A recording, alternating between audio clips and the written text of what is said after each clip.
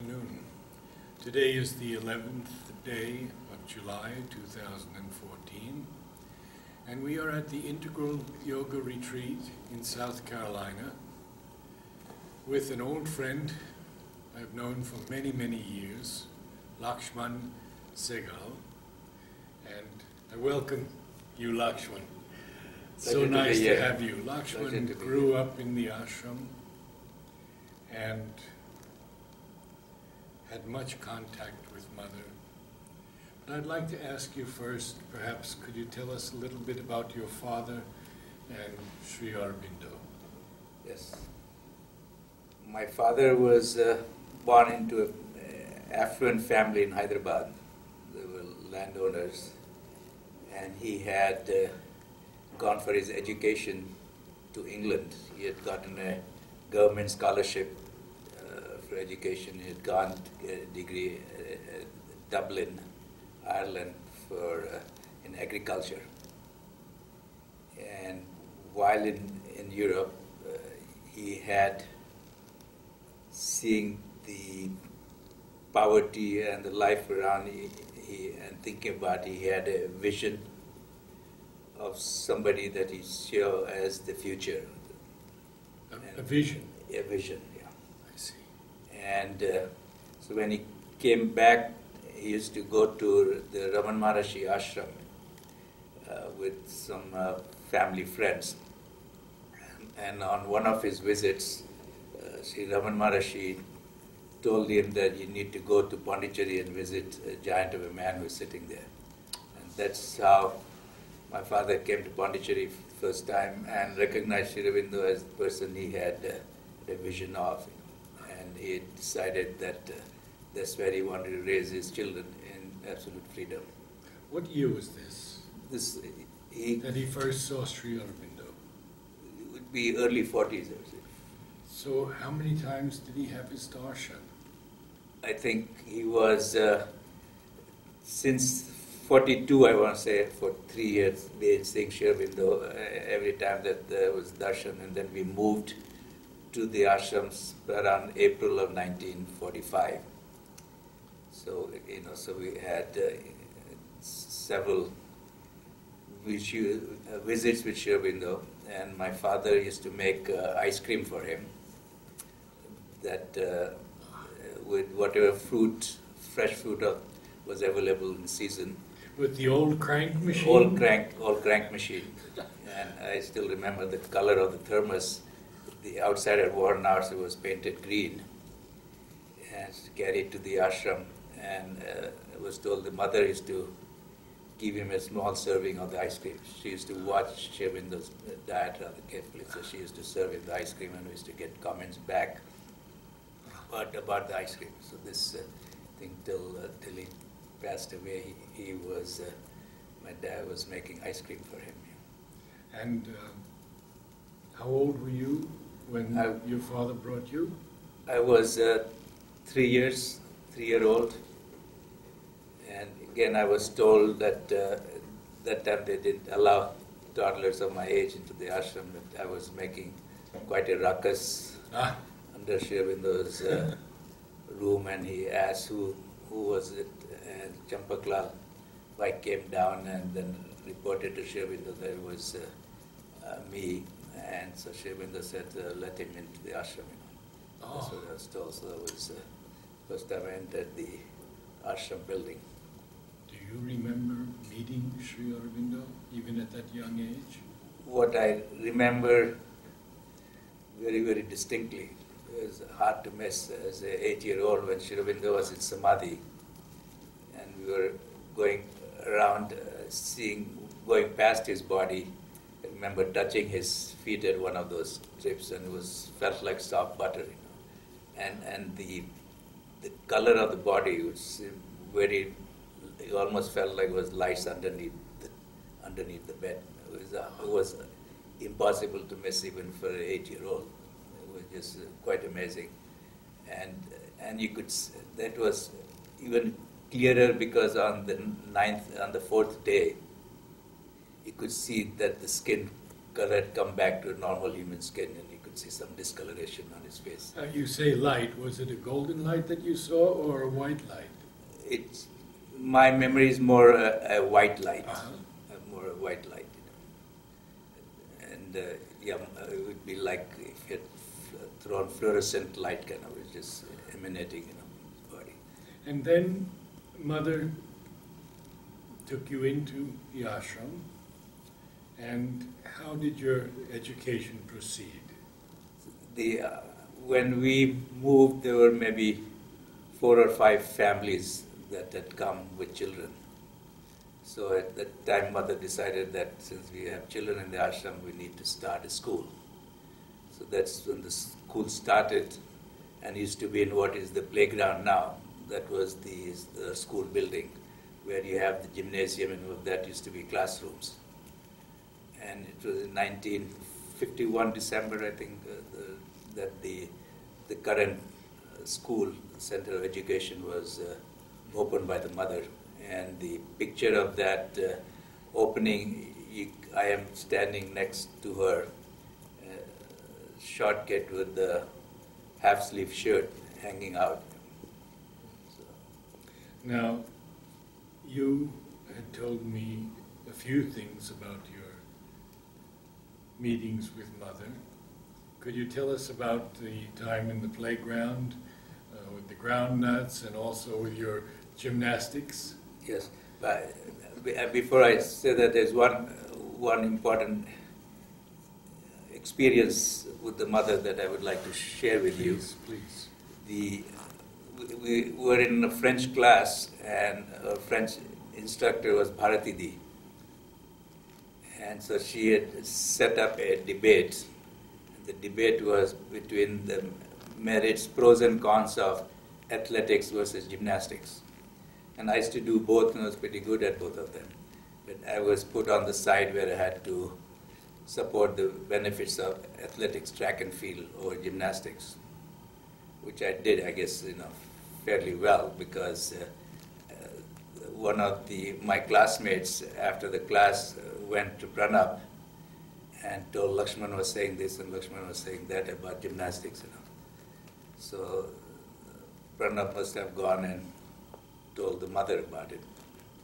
So that, and I used to pick up tennis balls for the Mother when she played tennis. So I was standing in my usual position, my brother and I, and Sunil used to be there also, almost like our supervisor. And I'm standing there, Mother walks in, and as she comes to me, she grabs me by one hand and pulls me to one side and gave me a scolding of my life. And she told me things that were not historically true. Just that I was a skinny, scrawny kid in gymnastics that made me what I was and all that kind of stuff. So I was quite upset as a teenager, a young teenager, upset to furious. That Mother had said that to Mother you. had said that, and how could she say that to me? And so the following day, we had a soccer game with one of the outside teams, and I was on the soccer team.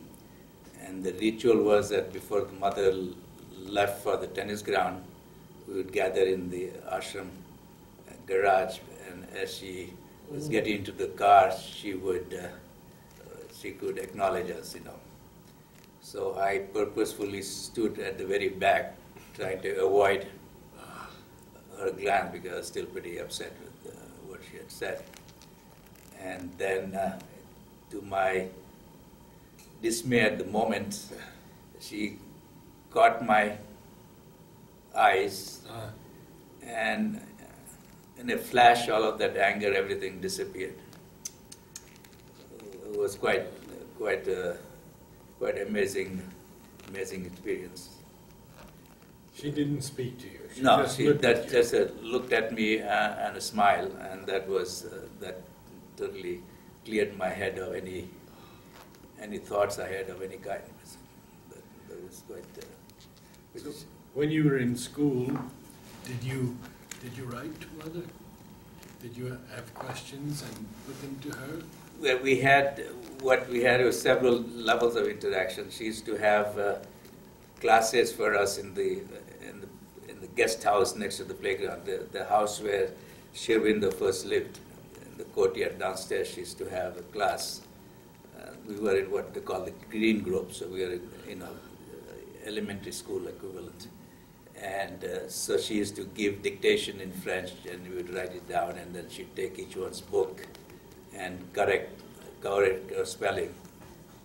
Then there was a period of time when we wrote diaries. We wrote what we'd done during the day and she would send it to her, and she would, beside correcting her French, make some comments or say blessings, So that was also happened. So there was that level of interaction through writing. I always say I wish I had more intelligence when I was around her to ask her the questions that I have now. But you were so taken in around her physical presence, that you just tried to do your very best at whatever she was witnessing to make her proud of you. So in the playground, you were telling me about, did Mother ask you to do some, or you did some gymnastics? Yeah, when Jawaharlal Nehru, Prime Minister of India, visited the ashram in Pondicherry for the first time, so she had organized a program for him in the playground, and she had selected me to do gymnastics and tumbling acts in front of the Prime Minister Nehru. So the picture I saw recently of Nehru sitting next to the mother, Indira Gandhi, and Kamraj Nader, and the other, and Indira Gandhi, that picture reminds me of me performing in front of them. I think it's 56. Who were your peers in school? I had my classmates. Let me start with my classmates. Yes. My classmates and one of my dearest friends was Norman Dawson's son. We were bosom buddies. We hung out together, did all kinds of stuff together. The other, who was junior to me, but we were good friends, was Vijay Poddar and Ajit Sumeda's brother, and Kukku Aster's brother. Because Aster used to live right next to the main school building those days. So Indra Sen and his family used to live right next to the ashram school. And so after school, we used to go to the place and hang out with Aster and her family. So was it Ajit Sarkar you're right, referring to? Ajit Sarkar, yeah. Okay, because he did an interview with us also. Yes. Ajit Sarkar was a very creative captain, and a lot of the 2nd December drills and everything he used to organize. He also, with my tumbling that I used to do, he used to sort of choreograph it. So he was a significant contributor to all the 2nd December demonstrations that we used to have. And what other teachers did you have whom you were especially fond of? Manoj Dasgupta, he was my math teacher, and was very fond of him because outside the school premises we played tennis against each other in the tennis matches, and played basketball together. We were when we had matches against outside teams. I used to be on the ashram team along with Manoj. So, and other people I associated closely with, obviously I was fond of, was Kittu Reddy and Prabhakar Reddy in the Bhatti. Yes. In ashram as Bhatti, all, and Mona Sarkar, all people that I grew up with, and with them as a role models. The unique part of growing up in the ashram was the fact that you had an extended family of 1,500 people that you could relate to, different ages, different times of a day, or different times of your life. So there may be teachers in the morning, and you're playing tennis with them in the afternoon, or competing with them in the evening on some sport or other. So, like with Manoj Dasgupta, we were the two finalists in a high jump one time. So it was that kind of thing. I used to play. I used to go. I love tennis, so I used to go before mother came.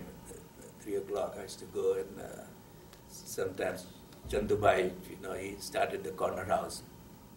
He used to come out and hit with me. Abhay Singh would come out and hit with me. Nirod Baran would come out and hit with me. One of the tips that Nirod Baran gave me playing tennis, I still remember when I play. He says, don't try to hit the ball low, hit the ball high and deep. And you see now, when you see the top players, they try to hit the ball high and deep to keep the opponent behind the baseline. So that's the tip I got from Nirod Baran, who also was my English teacher. What were your favorite subjects? I would say my favorite subjects were more outside the school than inside the school. I was, as people used to tell me, I learned to run before I learned to walk.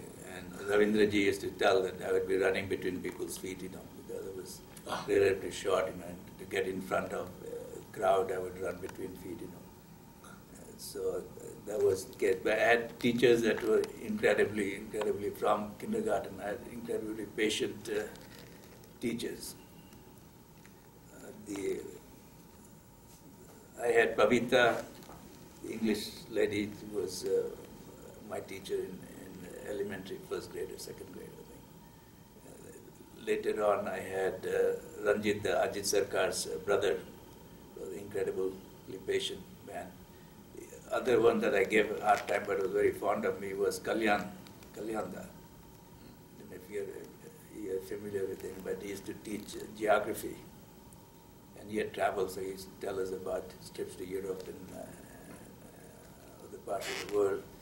But I used to be naughty, so he used to put me sitting next to his chair, facing the class rather than me facing him. But it was because they were all like part of family. They treated us as family. They didn't think about punishment, just being kind and find ways to keep our attention. It was quite, thinking back was quite an experience.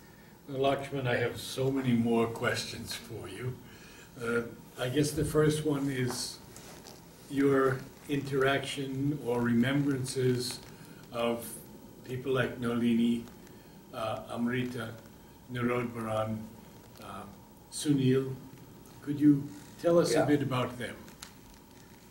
Yeah, both Amrita Da, as it's called him, or Nalini Da, because they've seen me from the cradle, literally. They had and Champaklav, all every time they ran across them, they were always kind, patting me on the head.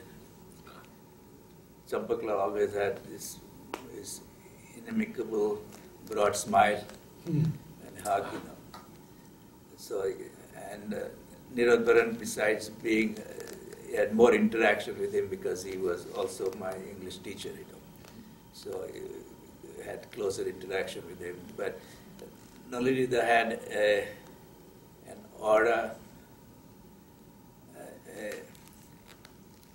one of calmness and serenity that was almost made you feel you had to behave in his presence.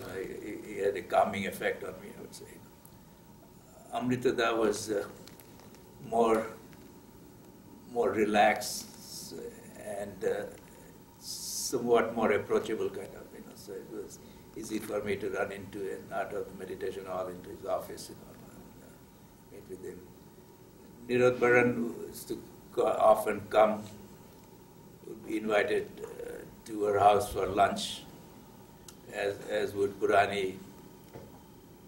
And Purani is another one I was quite close to because he loved ping pong. And so I used to play ping pong with him. The days we had gymnastics, the thing didn't start till about 5:30. So between 5 and 5:30, after mother was done with the tennis, I'd go to and play ping pong with Buraniji. He was, like a dynamo, so full of energy, jumping around, it was fun playing with him. How did you fare against him? I would like to think or remember that I beat him most of the time, but I won't swear on it. Would you share some of your experiences with Mother when you went up to see her, or the various darshans, terrace darshan, balcony darshan? Anything that you'd like to share with us we'd be so grateful to hear it. Yes. I say feel my connection with her. My connection with her was through physical education, because I used to be pretty good at both gymnastics and track and field, and she witnessed all of those competitions when we had gymnastics or track and field. So it was through that I got a lot of smiles. And there's a time when I was doing track and field and I was doing the triple jump, the hop step jump, as it's called. And I'd taken off almost a foot behind the line. So when Arun Kumar, who was the one who was to do the measurement, was measuring from the actual line I'm supposed to take off from, Mother let him do that, but then Mother asked him to measure from the point I had taken off, disregarding where I should have taken off it, because she wanted to know how far actually I had jumped. So she was more absorbed and focused, like it's your parents wouldn't have quite that focus that she had. And every time I won an event, that evening when she was distributing, the period that she used to distribute peanuts in little bags, she would give me 2 bags instead of the usual one, so, with a big smile. I remember one time, as I said earlier, I used to just run around. I never walked, and I was running from my house, which was across the street from the ashram, and a bicyclist came by that I didn't see, so I just jumped over the bicycle and landed and scraped my knee. So that evening when we were going to the mother for the distribution, she asked me, what happened to your knee? So I spoke in my perfect French, says, "J'ai knocké mon genou." Knocké is not a word, but I made it up. So she was laughing heartily. But she knew what had happened, but I hadn't coined a new word for her that she enjoyed it. There was another time I woke up in the morning and my lip was all puffed up. So after the morning darshan, that's to be usually around 6:15, and then she used to see some people around 7:30 upstairs. I ran up to her floor and showed her my lip, and that table, that desk is still, it's a higher, it's not a desk, it's a counter kind of with drawers. It's still there in that room. She opened the drawer and she had some kind of balm or ointment. She took it out and applied it on my lip, and blessed me, and then I took off, But it was, we spend more time with her than with her parents. And that was, in those days, the mother had made it clear that she didn't want her children to be corrupted by their parents, in a sense. So she took full charge. She told my father, that your children are my responsibility.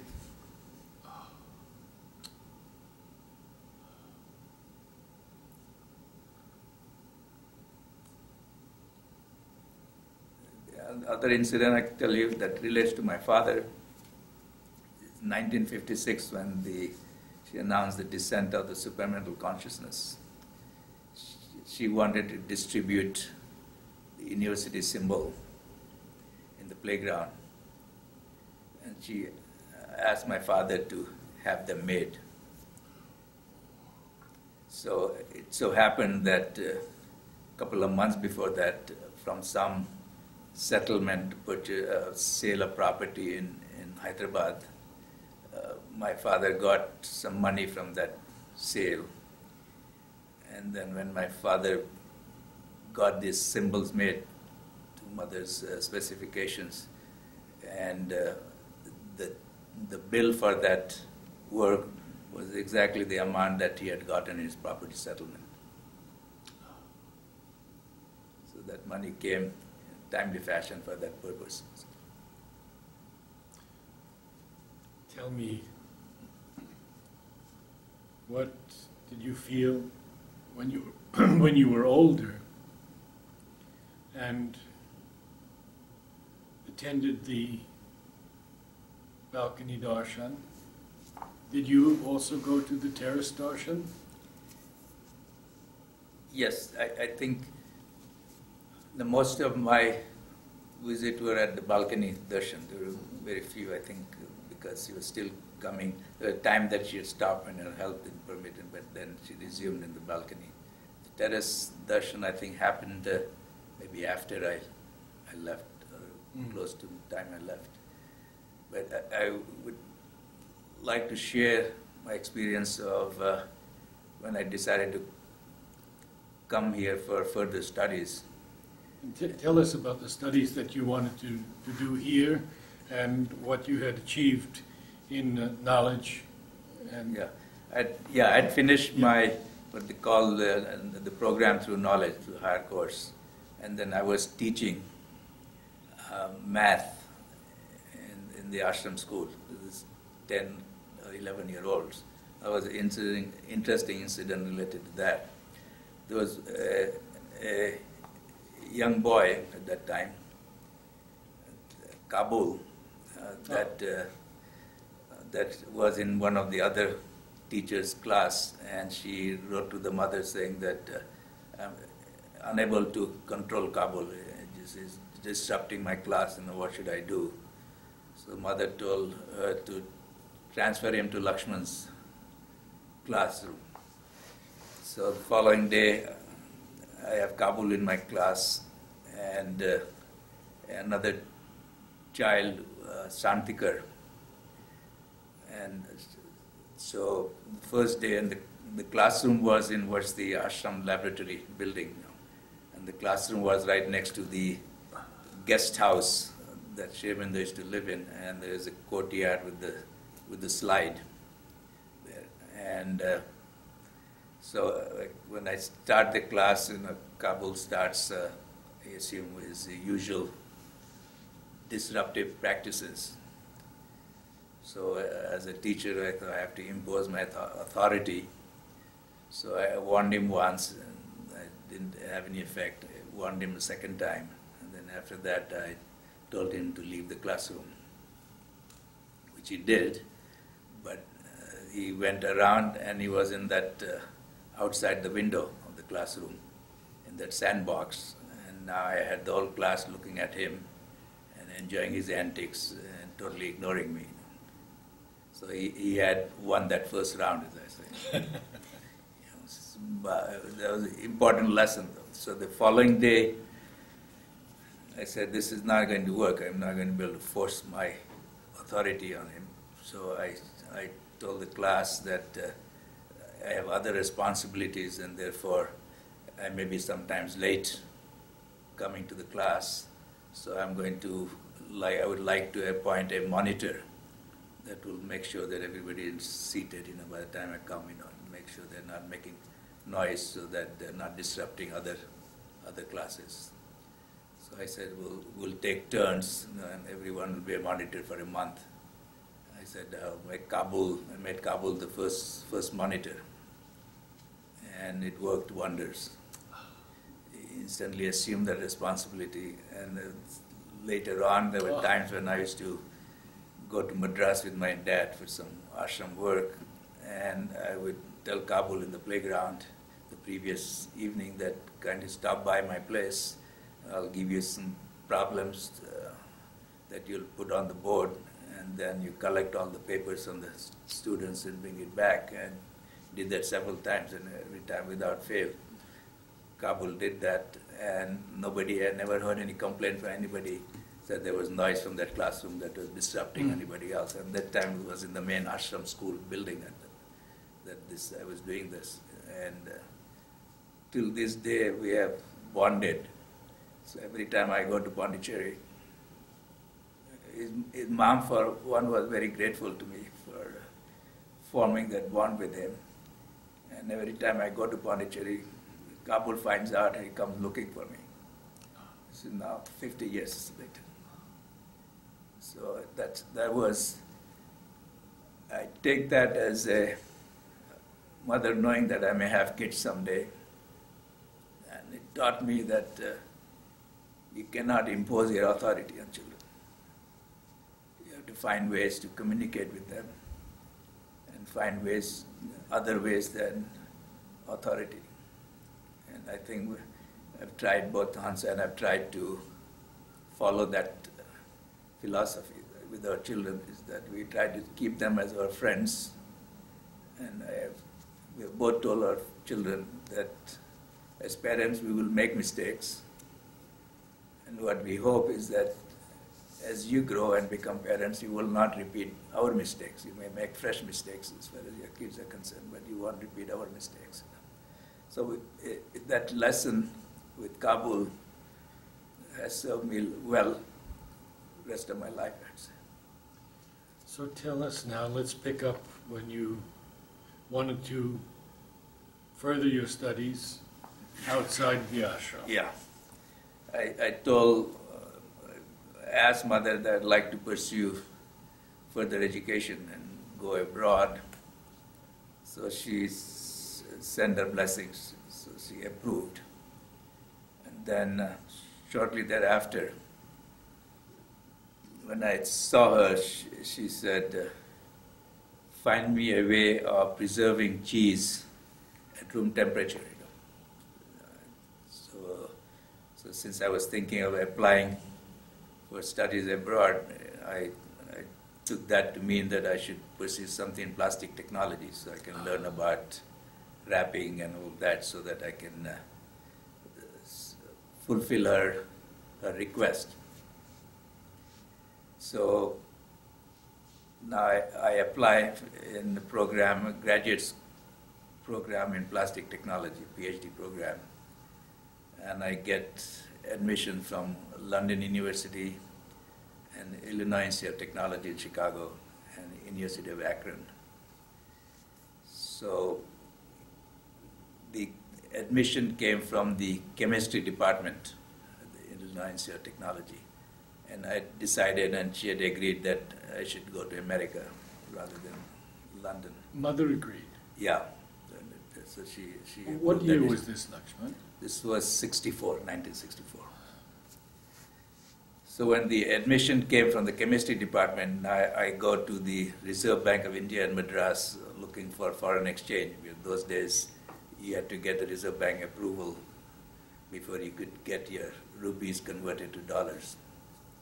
So when I go there, the Reserve Bank officer says, well, we can give you dollars for this. You're going to the chemistry department, you should apply to Indian University. So I didn't know what to do. So I go to the USIS library in Madras, and I find a catalog of the Illinois Institute of Technology. So I open up and I look at the curriculum for the Department of Chemistry, and they had one course listed for polymer chemistry. So I take that catalog to the Reserve Bank officer and I tell him, see, this is why I got the admission from the chemistry department because here they have a course in polymer chemistry.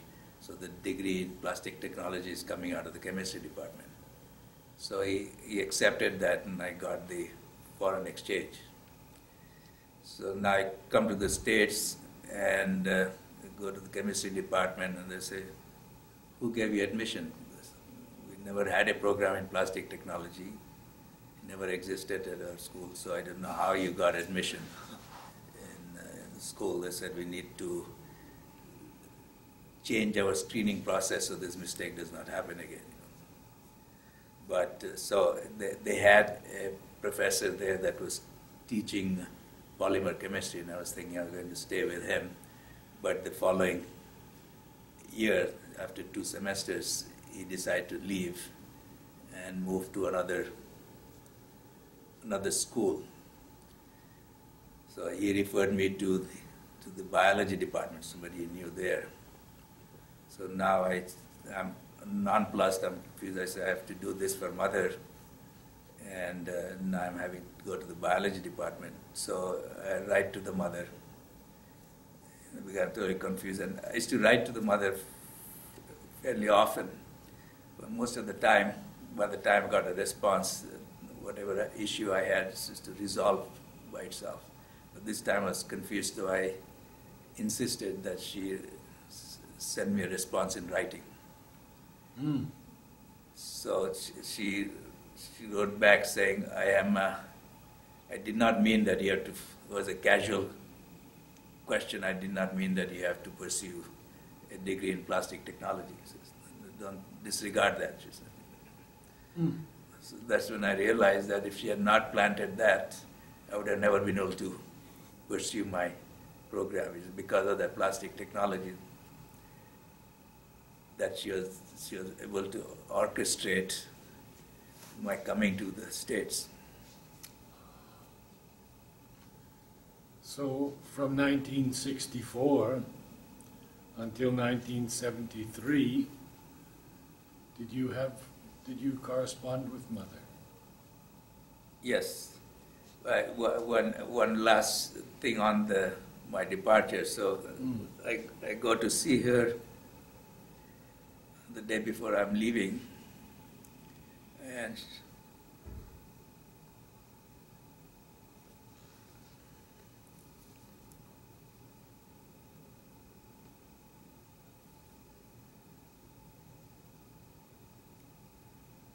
so she says, "Oh, you're leaving me." So I said, "No, bring me back." So it was touching. I think she wanted me to go, yet she felt she was letting her child go away from her. But I also realized since coming here that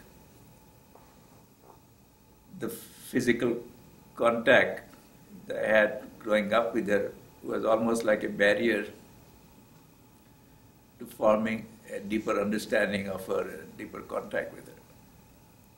Because we are so engulfed with seeing her every couple hours for something or other that your focus was just on the physical connection with her. And the rest of it was sort of lost. So this physical separation from her was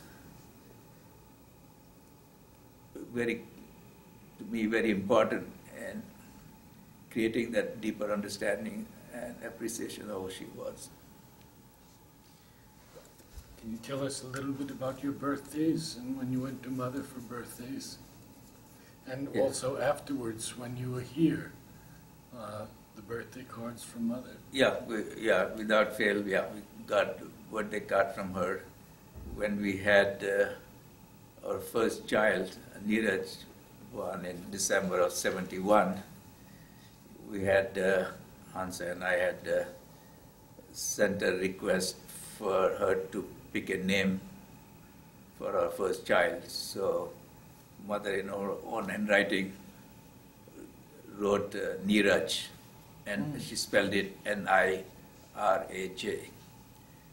her spellings have been unique both for my name as well as Neeraj. My name, most people will spell it Laxman. She spelled it Lakshman, Lakshman. And that's how I always spell it since. And she named her son, first son Neeraj, Niraj, and we still have the card in her own handwriting with his name on it. Did you and Hansa write to her together at any time? Yeah, when I came to this country 22 months before Hansa joined me, and when Hansa decided to join me, she wrote to the mother asking mother's permission. And a few years before then, her brother, who lives in London, had asked her to join him and get education, further education in London. And when Hansa wrote to the mother asking her if she could go to London, mother wrote back I think in red, "I certainly will not let you go." In red ink? Red ink, yeah. Mm-hmm.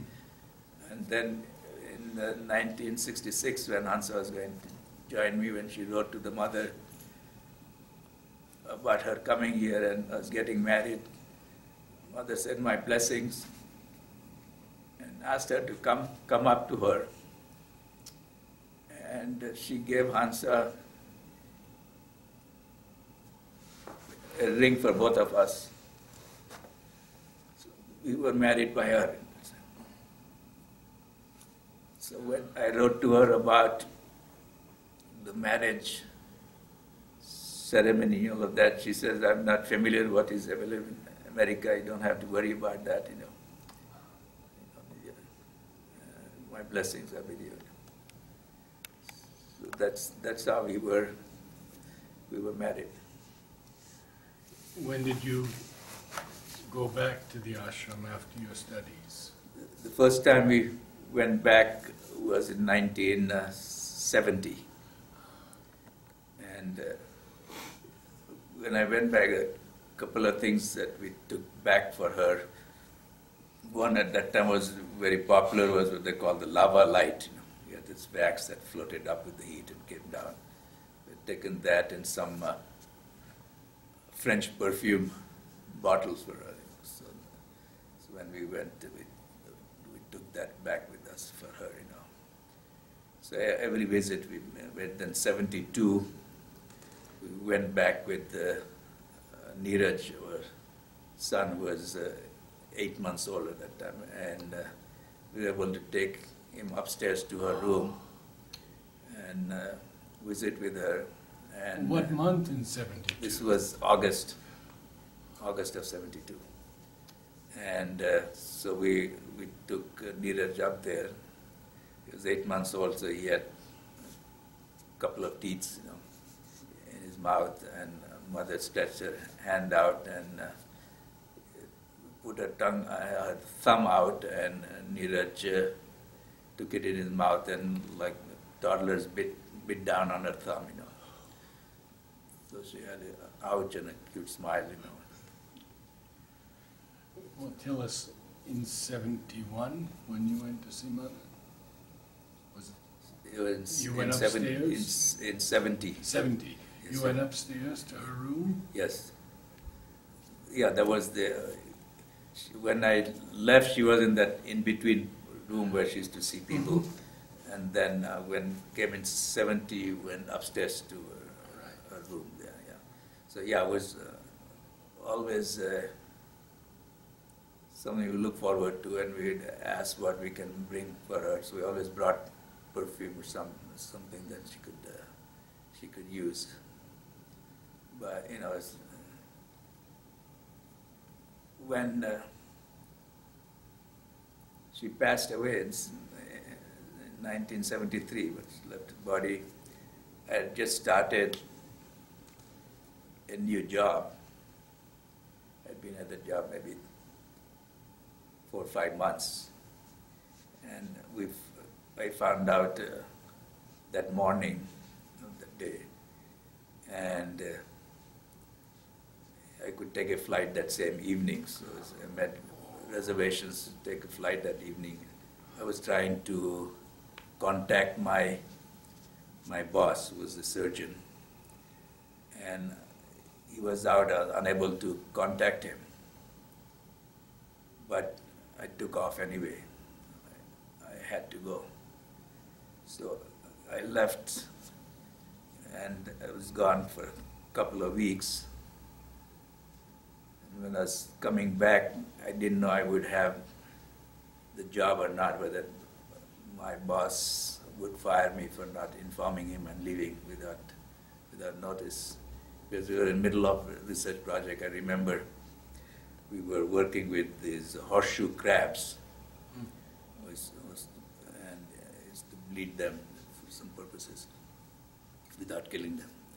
But so we had gotten one of these crabs, and they were in the cold room, and somebody had to take care of them. So I was a little concerned I would be upset that I left all of that and took off without informing him.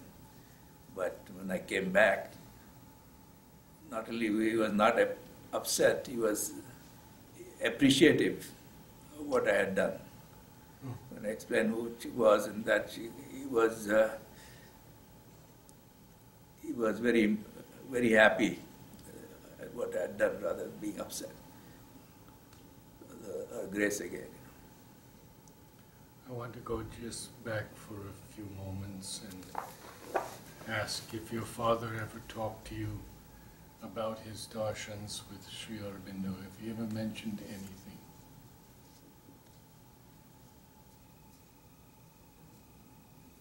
The other than the fact that he realized the moment he saw him that he was the one that he wanted to raise his children around. And that's why he left family and all the other responsibilities. He was the eldest in a family of 8 children, and his father had passed away. So he was the sole guardian, in a sense, of the family, being the eldest. So obviously everybody around him was upset at what he was doing, and upset that he was not only not taking shedding his responsibility, but ruining his children's future, as they said to him. But that was not going to stop him, fortunately for us. And I remember we used to live in the house where Vijay Poddar lives downstairs, and where Himatsika used to live upstairs in the big terrace. That's where we were put up. That was our second house, actually. And at that time, the mother used to hold meditations in the ashram in the evening. So they used to put us to bed, and my mom and dad would go to the ashram for meditation. My father had a unique relationship with the mother. I don't recall, other than his total devotion to both of them, and Sri Aurobindo particularly, he had, like most of us, a closer relationship with the mother. Incidentally, his birthday is also the 21st of February. So, and when my father got his car in Pondicherry, this was in 1949, there was Pondicherry as a free port. So there were maybe half a dozen cars in Pondicherry. Half of them belonged to the French embassy, basically, or the police would have it. So, and because it was a French colony, there were a lot of license paperwork required for getting anything from India. So my father used to drive down to Madras to get license for this or that, from the from the Indian government for the mother. So that kind of worked for her. The evening of December 4th, 1950, my recollection is that forget who it was, whether Uda or somebody else, came to the father to ask him if he can drive to Cuddalore to become an oxygen tank for Sri Aurobindo, because the local hospital didn't have any. So this, my guess was, my memory is around 10 o'clock maybe, the night, December 4th. So my father went to Cuddalore, and by the time he came back, he was told it's not necessary. It will not be necessary. So that was about the time that Sri Aurobindo decided to leave his body. Well, I'll just ask you two more questions, and that is one, whether you had any interaction with Temiben or Sunil. Yes. With Sunil, I had a very good interaction with Sunil, very memorable, sweetest man. He was my botany teacher. So, and he had an interesting way of running the class. It was unique. I had no other teacher did that. He would have questions for you, and if you answered, you moved up one row, one seat up front. If you had the wrong answer, you moved back one seat, you know. So that's what I did. And then if he had us for botany picking up some algae or something that, we'd go on our bicycle to, first garden, in the pond and pick up stuff for it and bring, and then he would put it under the microscope and explain to us what it was, And then on the tennis ground, picking up the tennis balls with mother, he used to be there next to us, my brother and I. So, we got time to chat. He was a very soft-spoken, humble man.